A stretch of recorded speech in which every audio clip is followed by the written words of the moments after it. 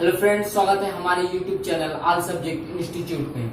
आज के इस वीडियो में मैं एक ऐसे बिहार के महान पुरुष के बारे में बताने वाला हूं जिन्हें भारत के प्रथम राष्ट्रपति के रूप में चुना गया था। उनका नाम है डॉक्टर राजेंद्र प्रसाद। आज के इस वीडियो में मैं डॉक्टर राजेंद्र प्रसाद के जीवनी को बताने वाला हूं। तो दोस्तों, वीडियो को अंत तक वॉच करते रहें। अगर आप हमारे चैनल में नए हैं तो चैनल को सब्सक्राइब जरूर कर लें। डॉक्टर राजेंद्र प्रसाद जी का जन्म 3 दिसंबर 1884 ईस्वी को बिहार राज्य के सीवान जिले के जीरादेई गांव में हुआ था। उनके पिताजी का नाम महादेव सहाय था, जो संस्कृत तथा फारसी भाषा के बहुत बड़े ज्ञानी थे, तथा उनके माताजी का नाम कमलेश्वरी देवी थी, जो एक धार्मिक महिला थी। डॉक्टर राजेंद्र प्रसाद जी का प्रारंभिक शिक्षा अपने गांव जीरादेई में ही हुई थी।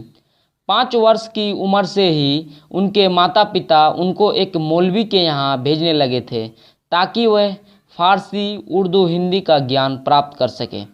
पढ़ाई की तरफ उनका रुझान बचपन से ही था।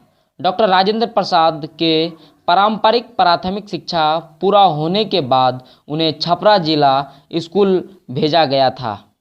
इसी बीच 12 वर्ष की उम्र में जून 1896 ईस्वी को डॉक्टर राजेंद्र प्रसाद की शादी राजवंशी देवी से हुई थी। इसके बाद वह अपने बड़े भाई महेंद्र प्रसाद के साथ पटना के टीके घोष अकादमी में 2 साल की अवधि के लिए अध्ययन करने गए थे। इसके बाद यूनिवर्सिटी ऑफ कोलकाता में प्रवेश के लिए प्रवेश परीक्षा दी, जिसमें वह सबसे अच्छे अंक से पास हुए थे। जिसके बाद उन्हें हर महीने 30 रुपये की स्कॉलरशिप मिलने लगी थी। वर्ष 1902 ईस्वी को उन्होंने प्रसिद्ध कलकत्ता प्रेसिडेंसी कॉलेज में प्रवेश लिया था, तथा 1905 ईस्वी को उन्होंने इसी कॉलेज से स्नातक प्रथम श्रेणी की उपाधि प्राप्त की थी। 1907 ईस्वी को यूनिवर्सिटी ऑफ कोलकाता से इकोनॉमिक्स में एमए किया था। सन 1915 ईस्वी को कानून में मास्टर की डिग्री पूरी की थी, जिसके लिए उन्हें गोल्ड मेडल से सम्मानित किया गया था। इसके बाद उन्होंने 1937 ईस्वी में इलाहाबाद विश्वविद्यालय से लॉ में पीएचडी की डिग्री हासिल की थी। जब उन्होंने एमए की डिग्री हासिल की थी तो वह बिहार के मुजफ्फरपुर के लैंगनौत सिंह कॉलेज में इंग्लिश के प्रोफेसर बने और उस कॉलेज का प्रिंसिपल भी बने थे।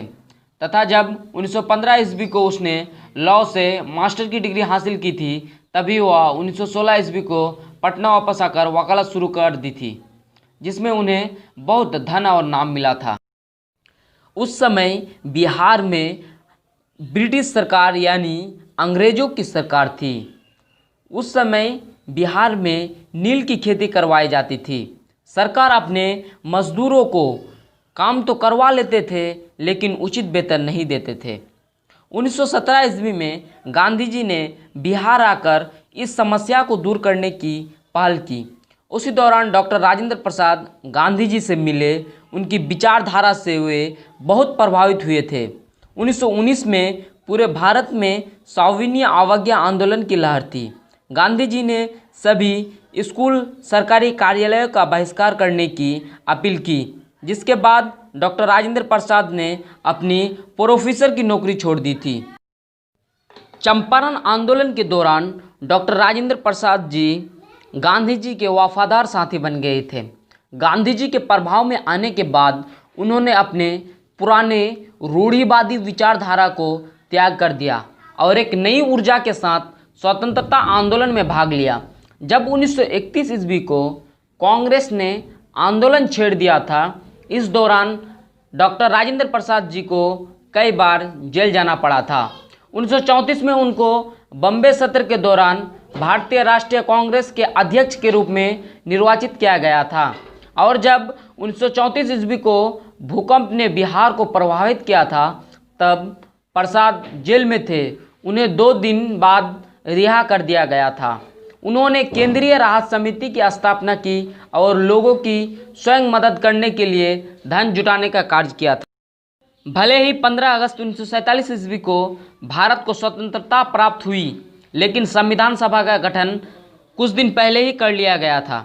इस संविधान सभा का अध्यक्ष भी डॉक्टर राजेंद्र प्रसाद को ही चुना गया था। इसी के हस्ताक्षर पर संविधान को मान्यता दी गई थी। 26 जनवरी 1950 ईस्वी को डॉक्टर राजेंद्र प्रसाद को भारत का प्रथम राष्ट्रपति चुना गया था। 1957 ईस्वी को दोबारा राष्ट्रपति चुनाव हुआ, जिसमें पुनः राजेंद्र प्रसाद को राष्ट्रपति चुना गया। वह 1962 ईस्वी तक इस पद पर रहे। 1962 ईस्वी को ही वह इस पद को त्याग कर पटना चले आए। यहाँ उन्होंने जनसेवा शुरू की। सन 1962 में राजनीतिक एवं सामाजिक योगदान के लिए उन्हें भारत के सर्वश्रेष्ठ नागरिक सम्मान भारत रत्न से नवाजा गया था। अंततः 28 फरवरी 1963 ईस्वी को डॉक्टर राजेंद्र प्रसाद का निधन हो गया।